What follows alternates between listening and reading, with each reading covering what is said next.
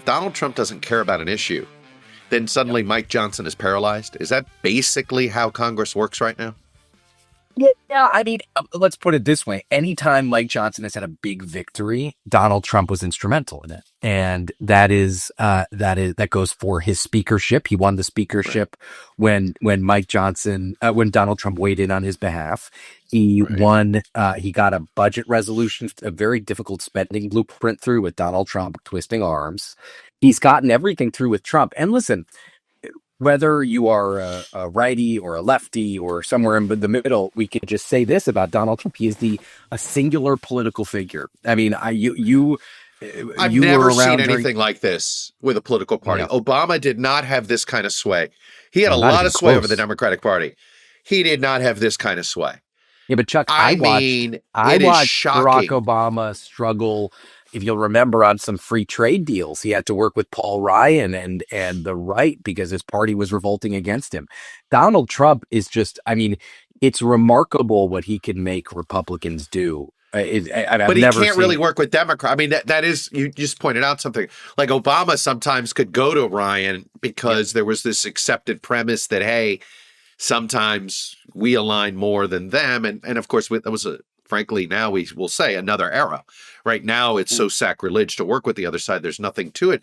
But they're really, even in Trump's first term, there was a handful of Democrats he at times could turn to. I don't think that exists right now. It doesn't. And I will say this, and I'm not talking about policy. Let's just talk about procedure and politics for a second.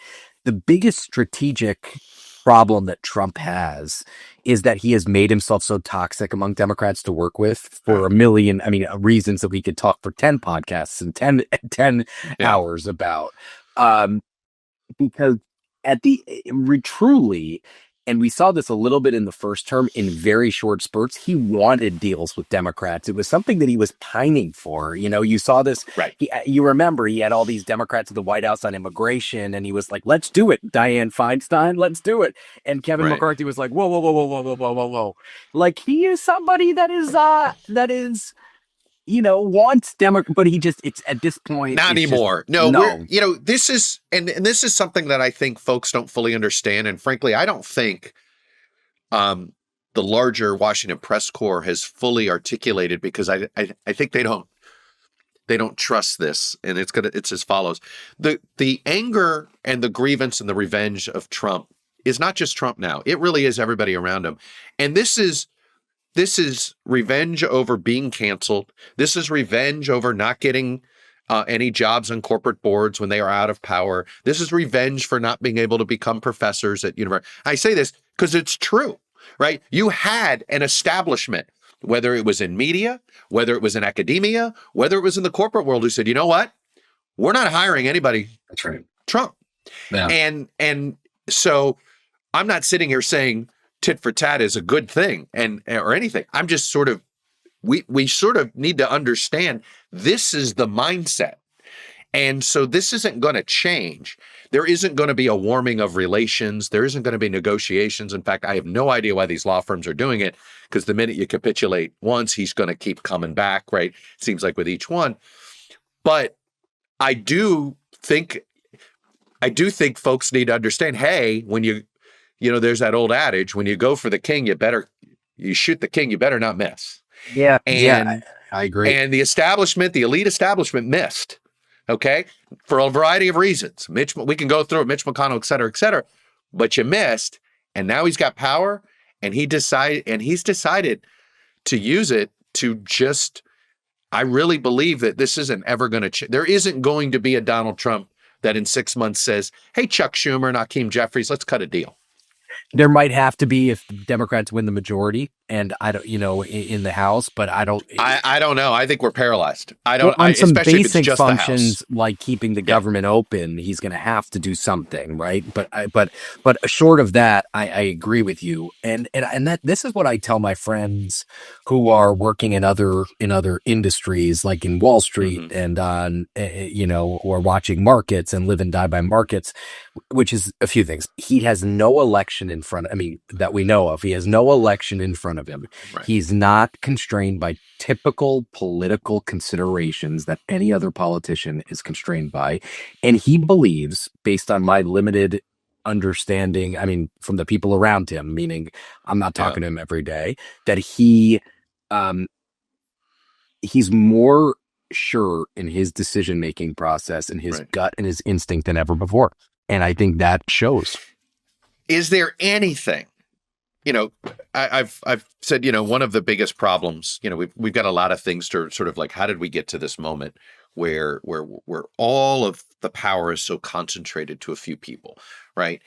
In the legislative branch, the fact that committee chairs have less say today than they've ever had before, or the fact that we have the imperial presidency, and we only have the imperial presidency because the legislative branch gave all these powers to the presidency. And let's start with this tariff business.